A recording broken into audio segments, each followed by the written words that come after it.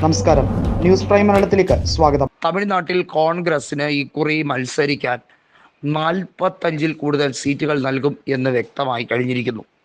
അതായത് കൃത്യമായി പറഞ്ഞാൽ 54 സീറ്റുകളാണ് കോൺഗ്രസ് ചോദിച്ചിരിക്കുന്നത്. അതായത് 9 മണ്ഡലങ്ങൾ, ലോക്സഭാ മണ്ഡലങ്ങളിൽ മത്സരിച്ച കോൺഗ്രസ് 9ലും വിജയിച്ചു. അതുകൊണ്ട് തന്നെ അവർ ഇത്തവണ കൃത്യമായി അതിനാനുപാതികമായി 54ഓളം മണ്ഡലങ്ങളാണ് നിയമസഭാ തെരഞ്ഞെടുപ്പിൽ മത്സരിക്കാൻ സ്റ്റാലിനോട് ചോദിച്ചിരിക്കുന്നത്. സ്റ്റാലിൻ എന്നാൽ 36 സീറ്റ് വരെ ഓക്കെ പറഞ്ഞിരിക്കുകയാണ്. അതായത് 6 മണ്ഡലങ്ങൾക്ക്, ലോക്സഭാ മണ്ഡലങ്ങൾക്ക് തത്തുല്യമായ സീറ്റുകൾ ഞങ്ങൾ മത്സരിക്കാൻ നിയമസഭാ തെരഞ്ഞെടുപ്പിൽ കൊടുക്കാം എന്നുറപ്പിച്ചിരിക്കുന്നു. കോൺഗ്രസ് അങ്ങനെ ചോദിക്കാൻ കാരണം, മന്ത്രിസഭയിൽ പങ്കില്ല എങ്കിൽ പാർട്ടിക്ക് രാഷ്ട്രീയപരമായി ആ സംസ്ഥാനത്ത് വളരാൻ കഴിയില്ല. ആ സംസ്ഥാനത്ത് മന്ത്രിമാർ ഉണ്ടെങ്കിൽ മാത്രമേ ആ പ്രസ്ഥാനത്തിന് വളരാനും മികച്ച രീതിയിലുള്ള പ്രവർത്തനങ്ങൾ കാഴ്ചവെക്കാനും കഴിയുള്ളൂ.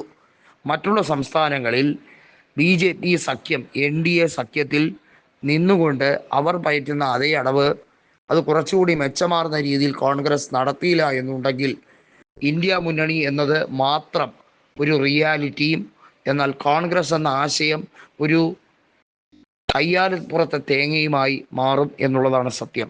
അങ്ങനെയാവാൻ വിസമ്മതിച്ചുകൊണ്ടാണ് തമിഴ്നാട്ടിൽ ഇത്തരം ഒരു രാഷ്ട്രീയം ചിന്തിക്കുന്നത്. തമിഴക വെട്രിക്കഴകം ഇതിനോടകം തന്നെ സംഘപരിവാറുമായി ഇടപെട്ട് തുടങ്ങിയിരിക്കുന്നു. കരൂറിലെ ആ മഹാദുരന്തം അത് വലിയ തോതിൽ ഒരു വീർപ്പുമുട്ടലാണ് വിജയിക്കും അദ്ദേഹത്തിൻ്റെ കുടുംബത്തിനും ഉണ്ടാക്കിയത് എന്ന് മനസ്സിലാക്കി തന്നെയാണ് സംഘപരിവാർ അടുത്തുകൂടാൻ ശ്രമിച്ചതും. ആ ഒരു ആപത് കാലത്തിൽ ആപത് ബാന്ധുരനെ പോലെ അമിത്ഷായും സംഘവും അവിടേക്ക് എത്തുന്നു, വിജയിയെ ആശ്വസിപ്പിക്കുന്നു.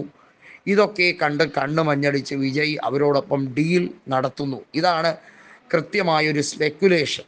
പക്ഷേ അതൊക്കെ അവിടെ അസ്ഥാനത്താകുമോ, ആ സഖ്യമൊക്കെ അസ്ഥാനത്താകുമോ എന്ന് എല്ലാവരും ഒരേ മനസ്സോടെ ചിന്തിക്കാൻ കാരണമാകുന്നത് ഇത്രയേറെ പ്രശ്നങ്ങളുണ്ടായിട്ടും തമിഴ്നാട്ടിൽ DMKയുടെ തട്ട് താഴെ തന്നെ ഇരിക്കുകയാണ്.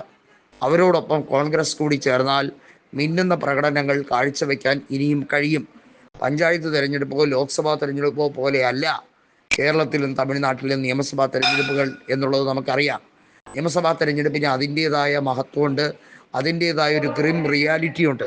അത് ഉൾക്കൊണ്ടുകൊണ്ട്, അത് മനസ്സിലാക്കി തന്നെയാണ് പ്രവർത്തനങ്ങൾ മെച്ചപ്പെടുത്തുന്നത്.